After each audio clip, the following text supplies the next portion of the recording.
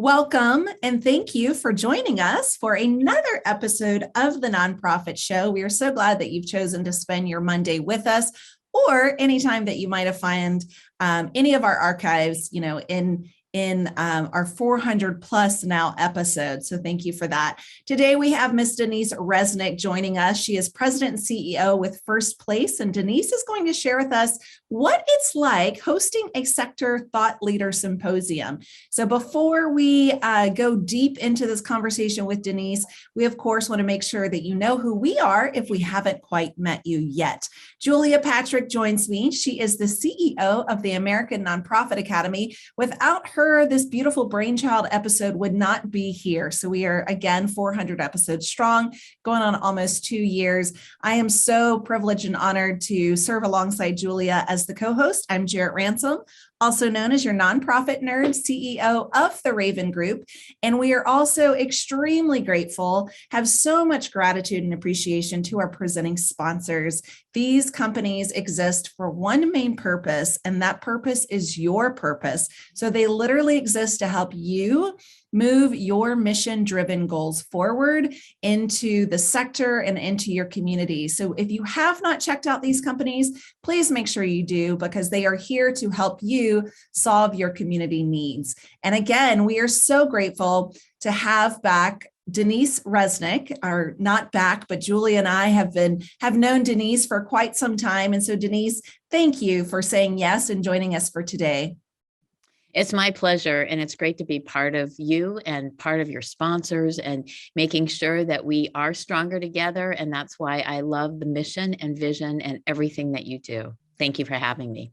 Well, thank you. You know, Denise, not to be like the fangirl thing, but I was thinking about this morning.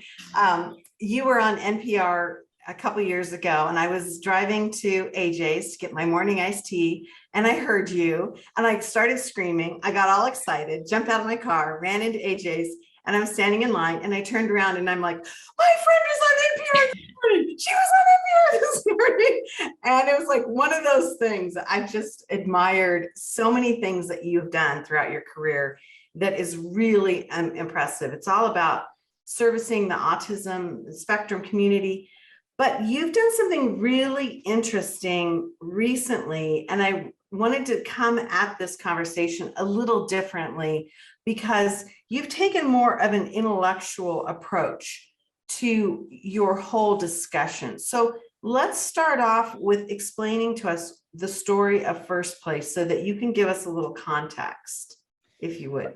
It starts with being a mom and being driven by both fear and love.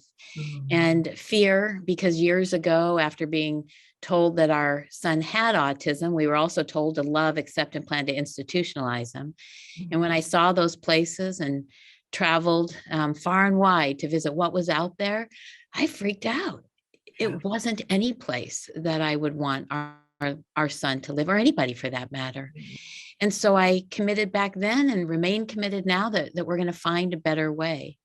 And it really is out of love for our son and our family, because we don't want Matthew, who's now 30, to be a burden in our daughter's life, that we know he needs a community. And you don't build community for just one person.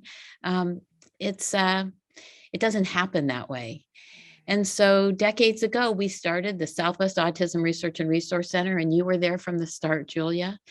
And through the years, we developed not only an incredible organization that is known for its research and programs and services, but it also gave birth to a really early idea, and that was reimagining what housing for special populations could look like. And so we went out and we evaluated more than 100 properties across the country because there are really good ideas out there and they're really good properties. And I thought we were going to find the model and bring it back here to Phoenix. And we found some good things, and we published those things in 2009 and identified all these different design goals and guidelines. But we didn't find the one thing that I was really looking for, and that was something that could be replicable and scalable and financially sustainable. So that's what First Place Phoenix is. And it is trying to create an example and the power of our example to help set a new bar for what life with autism, Down syndrome, traumatic brain injury, or any neurodiversity might mean. And so that's what this is all about. That is innovation, Denise, to hear that and to know that really the community leaders, champions rallied around and said, this is good, but we can still do something a little bit better. And so to hear you tell that story of really, the origin of First Place is so eye-opening, I think, for so many of us. I mean, we've all been surviving, trying to thrive through the last 18 months. And what you've done with First Place is really creating something that did not exist previously. And that's fascinating to me. It didn't exist, but other things have. And, growing up here in Arizona, and actually my first employer out of Arizona State University, I'm a proud Sun Devil, was the Del Webb Corporation. And you think about where Webb was some 60 years ago when he created Sun City. And that was the option for retirees. And now fast forward today, we have all these different price points and locations and amenities and services, because my being an almost senior doesn't tell you what I need in my housing. And our son's autism doesn't really tell you what he needs or what he wants in his housing or what we want for him. And so what we really need to do is to fuel a marketplace, and having a supportive community and being in a pioneering state and being in a community where people collaborate, that's what's made this possible. And, nothing happens alone. It really takes people who are driven and thoughtful. And you said, Julia, earlier, in terms of that intellectual curiosity, that thinking about these really big problems, but you have to come at these solutions with a lot of peripheral vision and in a whole variety of ways. And that's why it's so important that that we look broadly and then we start demonstrating what can be done, which benefits our local residents and local families and local participants in research first. And that's what this has been about too. It's about creating resiliency, because never in our 20 plus years of planning did we ever contemplate a pandemic. We contemplated a lot of other things, but pandemic never entered the conversation.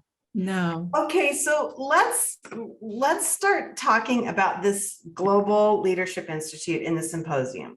First and foremost, I mean, you and I have been on the rubber chicken circuit for our whole lives. We've gone to all these events. That's what we've done in our community. And I'd never seen a community breakfast, a fundraiser, do this. And this was well before First Place was getting started. You actually, instead of having what we would call the kiss and cry moments, where you had, story after story that tugged at your heartstrings, you actually had, I'll never forget it, you had scientists that had come into our community and were talking about autism and all of these different things that were going on. And you moved from the emotional to the intellectual, and it was a game changer. And so from there, move forward, you keep bringing these intellectuals together and moving them towards the community that needs their help. And so I'm fascinated how you moved forward with this concept, because it's pretty bold. Well, thanks, Julia. And please understand that the heart of a mother is always there. And and perhaps the tears don't lead, but I was crying just this morning. So, it's what we do as leaders, to feel it so passionately and to want to help others, because it's taken us a good bit of time to get where we are today. The first strategic plan that I wrote about housing and property that we had lined up was in 1999. We want to help fuel a new marketplace of options. We believe that we are today with housing for special populations where Webb was some 60 years ago, but we don't want to wait 60 years to get there. And we know that what we do in this space with housing and how it impacts the marketplace, that it can be and will be good for everyone. You think about what those curb cuts have done through the ADA. That was 30 some odd years ago, how many of us benefit from that. And so when we design properties and design communities for people with different abilities, neurodiversity, sensory issues, you know, visual learners, auditory learners, different types of learners, we develop it for everyone. And we also can develop a kindness quotient that is very present here. And it starts with understanding. And so first place, Phoenix, is an 81,000 square foot property, which can accommodate about 75 people. And we operate a supportive housing apartment community here and a transition academy that has now graduated, actually enrolled about 100 students with autism. And they are living, in many cases, beyond their dreams. 81% are employed after leaving the program, 84% living in their community of choice. And these are statistics that are unheard of in the space of autism. And it is, again, that power of that example that we wanted to do something with. So to have this number of people living here and people learning and people working and people participating in the community means that that we're creating a lot of content of what works, what needs to work better, who it needs to work for. And so that's where the research comes in. That's where the collaboration with Dignity Health and Creighton Medical School come in to prepare this next generation and current culture of adult care and those people who are going to care for us and those we love. It's where our collaboration comes in with Maricopa Community College District and Gateway Community College, and where the collaboration with all these employers come in. How do we create a neuro-inclusive community? And it's not singularly focused. And so when we created this Global Leadership Institute, we focused very specifically on training and education, on data and outcomes and public policy. And we're not going to change federal policy just from Phoenix, Arizona. It's critically important that we work with others and align data collection platforms and share what's working and lessons learned and, you know, the right turns, left turns, U-turns, all those things we experience. Because developing community, developing properties, it's expensive. It takes time.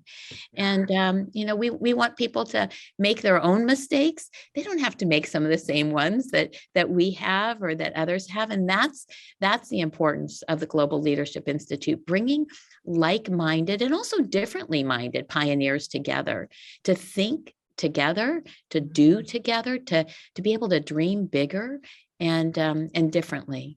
Because unlike senior housing today, we have an idea of what that means.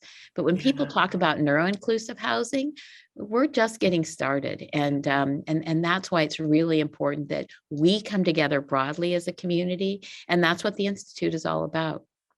So in the beginning, so you've been doing this for 10 years, which blows my mind. In the beginning, was it just all you pushing out what you're experiencing, your experiences were? And now are you getting people coming that are doing things in their own communities, or is it still such a new concept? Both, Julia. We're not only getting people here who are doing things and pioneering in some really beautiful models in their own communities throughout the US, but around the world. So our Global Leadership Institute truly brings people not only via webinar, but physically here to Arizona. And that is, again, what we can do through information sharing, through being more connected, through collaboration. Next summer, we're actually heading to Lyon, France, to present to the International Congress of Law and Mental Health, because you think about people living in a community. Well, how do we keep people safe? And what do we need to know to keep ourselves safe, our loved ones safe, and what's their responsibility? So the message is getting out.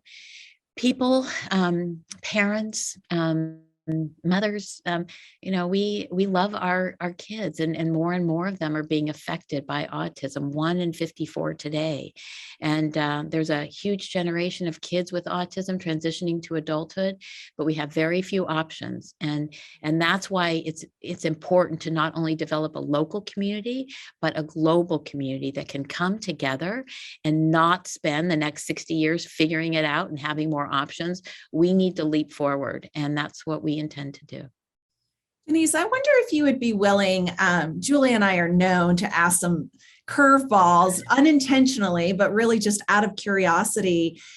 You have told, the First Place story, the origin of First Place. And what I'm hearing is success through collaboration. And a lot of this collaboration has been, as you mentioned, some of this existed before, some of this being the housing, the technology, even just the idea of this, but not quite in this way. And I'm wondering if you would be willing to share a little bit about how you bring or build buy-in from these collaborators when it's an opportunity that doesn't exist or had not exist previously. Mm-hmm. You bring collaborators together first because people want to collaborate. Not everybody does. So you're going to get people at the table who want to collaborate. It takes more work because you're also focused on what you're doing every day. That additional collaboration takes more effort, but it's so worth it. And you attract them with a bigger idea, something bigger we can't do by ourselves. And so one great example is attracting the interest of Amazon Web Services. Here at First Place, we have not only homes for people who live here, but we have an R&D laboratory. This is home in every sense of the word, and technology can help people in their homes. We are collaborating with the Amazon Cloud Innovation Centers. There are 12 of them around the world. One of them is here at Arizona State University, another at Cal Poly, and a third in Vancouver. And right now we're collaborating with autism organizations in those other markets, and we're bringing together major thought leaders and people whose first language is technology, but it's not mine. But we are on the ground, though, knowing what's needed, and so are they. And so you can interest Dignity Health and Creighton Medical School and some of these bigger organizations when you're bigger. It's hard to attract people and organizations like that when you're perhaps a group home and serving 4 or 5 people at a time. So there is power in numbers, but in answer to your question, it does take work and it does take effort, and people may not come to the table knowing exactly, how to collaborate, but if they're willing, we can help teach them. So I love that you said this, the scalability of where you are attracting philanthropic investors, collaborators, all of that. When you talk about that, are you talking about your data, your financials, your leadership structure? I mean, it sounds to me like you've had to sell yourself to come join us because we've got things going. I mean, what does that look like? How have you presented yourself? Not just that it's a good idea and this is important. It sounds to me like you've really had to do some marketing. Well, gee, Julia, that's a great setup because actually my background is as a marketing communications specialist, primarily for real estate and community development interests. So when I left the Dell Web Corporation at the age of 25 and started my marketing communications firm, that's what I focused on. Real estate's what I knew. And so those have been my clients, and I've learned a lot from them through the years.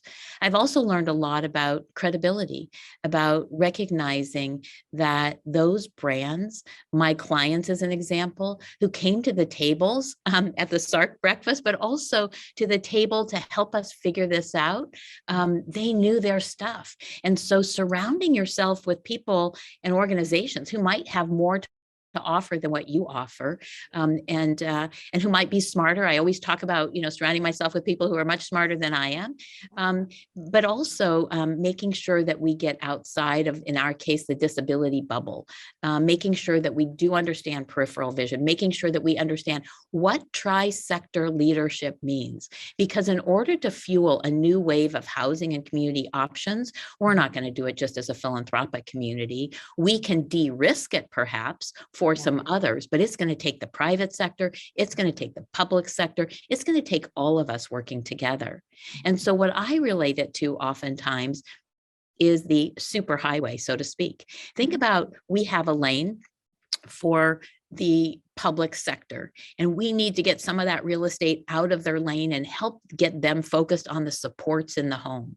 We need the private sector because they're going to always get there faster because they know how to do that, but they're not going to want to jump in until we can de-risk it. Then we've got the charitable community and that social capital that will invest in these big and new ideas. And think about the nonprofit. Think about all of you. You're in the HOV lane. You're the one that can bring more people in your vehicle and get them going faster. So that for us is what we mean by that collaborative leadership style. It's going to take us all. And we published a report last year called A Place in the World, Fueling a New Wave of Community and Real Estate Options for People with Autism and other neurodiversities. I know it's a mouthful, but what it provides us is a guiding narrative, because the other thing, Julia, that's needed here is to speak the same language. All those lanes, they don't all understand the rules of the road or what language we're even talking about. Each of them seem to have their own, but when you get it in a super highway and you all have to move together, you have to speak the same language. So we do that. This report actually has 3 meta categories, 150 terms. We don't talk about people who are high functioning or low functioning. We talk about individuals who may have higher support needs or lower support needs. This isn't about creating a property for people with autism, because we've established that looks different for different people. So once again, trying to create a bigger tent means that we can do more, include more people, produce more properties, fuel a new wave of options, because that's what it takes to build a community. And as I said, when I talked about Matthew, can't build a community just for one person. It's going to take us all. And people, they move, few people live in the same place forever. And so we need more options as people, choose to relocate to other cities, and we need more options as as one property may not work and another one needs to. And so that's what this is about, Julia. Very inspirational. Okay, we don't have a lot of time left, but Jarrett and I are really interested on having you share with us briefly how you're running this symposium, when the next one's coming up, and given that we're still in COVID, what are you doing in order to still keep that communication going? Well, as you may recall, Julia, we've planned this symposium 3 times. We planned it as a webinar. We were feeling a lot better. So we decided we would create the hybrid approach, in person and then a webinar. And then we went back to webinar. Actually, now we are at a hybrid approach. And Julia, we are thrilled you're going to be a guest. And thank you so much for joining us. Our symposium is October 13th through the 15th. And for our in-person participants, they're full days. For those who are joining from across the country and around the world, they'll be with us just in the mornings, or the early part of the day, 3 to 4 hours. And we're kicking it off with John Donvan and Karen Zucker. They are co-producers of a new autism documentary called In a Different Key. And it is based on their Pulitzer Prize finalist book, In a Different Key. And that movie does come to Phoenix and First Place and the Southwest Autism Research and Resource Center. And it is a very inspiring movie. And it does also speak about community and all the things that happen in a community. And that idea of people who are different, and for all of us who want to belong. And so we will not only tee up John and Karen, but we also have a remarkable keynote speaker on Thursday, the 14th, and that's Joan Fallon, the CEO of Curemark, who has an incredible journey and her new book called Reimagining the Status Quo. And of course, we've got you, and we've got 24 speakers and presenters and panelists, including the Arizona Department of Housing Director, the President and CEO of Autism Society of America. And we're talking about housing. We're talking about building community. We are talking about healthy steps forward, and very excited to be featuring our new health and wellness initiatives here. Wow. Sounds amazing. Fantastic. Yeah. And in a time when housing right now is so hard to come by for anyone and everyone, and to know that this housing exists for these individuals is a critical need, and Phoenix is a large metropolitan city, and we often have guests from very rural communities, and they talk about, the lack of access and equitable options for our rural neighbors. So that symposium sounds fantastic. Where might we find more information? Is that on the First Place website? It is on the First Place website. Go to the tab on the Global Leadership Institute, and you can download the itinerary, and you can also register there. And for our friends in Phoenix, it's an invitation only, but let me know if you'd like to join us at the AMC Theaters at the Arizona Center on Wednesday at 3 p.m. To view the autism documentary. And I also want to give a shout out, Jarrett, to your point, to Home Matters to Arizona. Again, another example of how we're aligning our interests with an organization and an initiative that's bigger than ourselves. It's all about redefining affordable housing in our state, and we call it Affordable Housing 2.0. And that is working with affordable housing developers throughout the state to create more options that include more people like those we serve. Amazing, amazing. Well, here's Denise's information, firstplaceaz.org. It's a beautifully crafted website to begin with. But on this site, you can actually see what the structure looks like, what the apartments look like. You can see the engagement of the residents and how they actually live in this beautiful, beautiful place of phenomenal dignity and protection. It's just so inspiring, Denise. And really, I always say my life is so much richer because I've known you and you lead me to be a better person. Truly, truly. It's just been such a joy to see you go beyond what a normal life would be, because you've just been such a thought leader. And so we were super honored to have you on to talk about this concept. Sharing knowledge and not just the emotions, I think is that one of the next big waves that we need to grapple with in the nonprofit sector, and not just be, the kiss and cry, but really the data. This is how it truly impacts us. And that's what it seems to me you've been able to grasp onto. Well, thank you, Julia. And just so you know, of course, I would not be here if not for you.